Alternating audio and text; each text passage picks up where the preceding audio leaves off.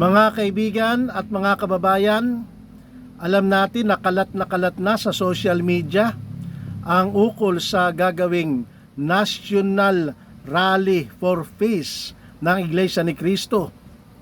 Huwag sanang ipagkamali ng sino man na may pinapanigan ang Iglesia ni Cristo na kahit na sino, kundi ito ay isasagawa sa panig ng kapayapaan. Ang nais ng Iglesia ni Cristo ay magkaroon lamang ng kapayapaan sa buong bansa at ang bawat isa, sino man, ay maaaring makipagkaisang damdamin sa Iglesia ni Cristo para magkaroon ng kapayapaan ang buong bansa. Ang napapanood po ninyo ay ang isinagawang Worldwide Walk for Poverty ng Iglesia ni Cristo.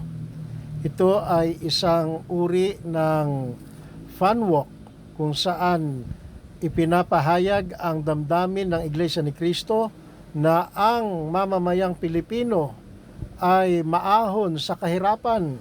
Kung baga maaari, sino man ang namumuno sa ating bansa, pagtuunan ng pansin ang matinding kahirapang nararanasan ng ating mga kababayan.